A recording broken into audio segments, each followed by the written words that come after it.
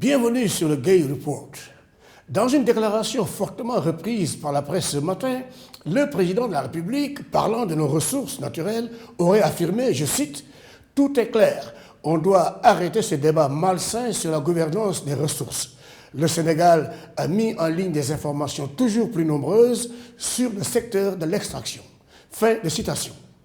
Le président sait comme nous que dans la configuration actuelle du monde, dans les relations entre peuples comme dans les relations entre population et pouvoir public ou pouvoir politique, le journaliste est et doit rester un important acteur du changement.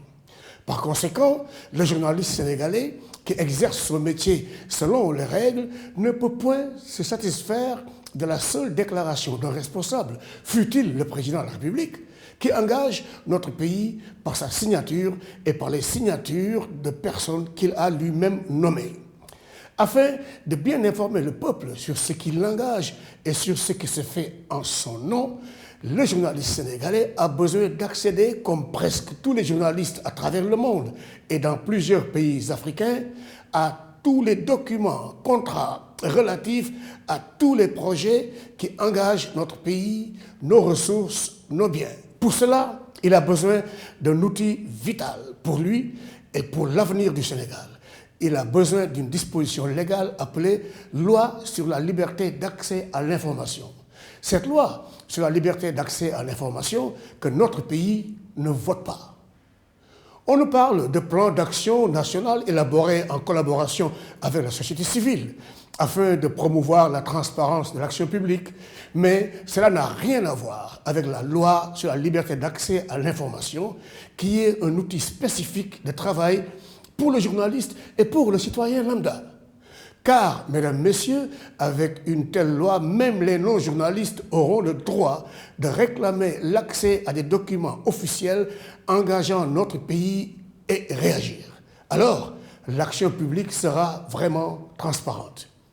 La Constitution du Sénégal mentionne en son article 25.1, je cite, « Les ressources naturelles appartiennent au peuple.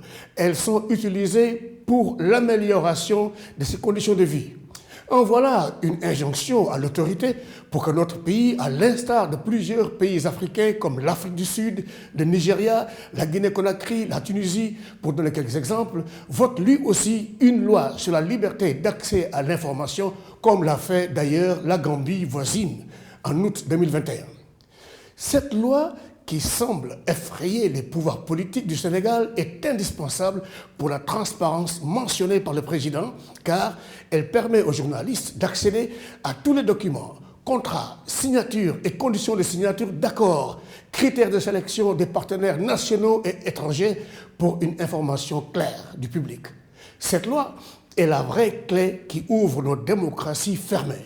À noter aussi que cette loi a les mêmes actions et les mêmes effets sur tous les pouvoirs, donc sur les partis d'opposition aussi, et permet d'exposer au public tous les aspects liés à l'argent et aux intérêts derrière un ministre, un président ou un opposant pour l'information du public et pour parer à tout enfermement des générations futures sénégalaises dans la dépendance de puissances financières ou militaires, publiques ou privées.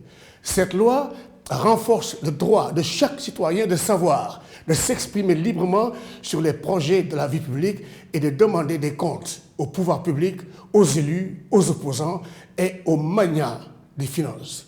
Cette loi pourra mettre tous ces pouvoirs devant la possibilité d'enquêtes véritables dont les résultats feront faire au pays des pas sûrs vers la vraie émergence. En aidant à la mise en place de la loi sur la liberté d'accès à l'information, le président de la République pourra alors s'appuyer sur ces effets réels pour affirmer avec force la transparence de l'action publique.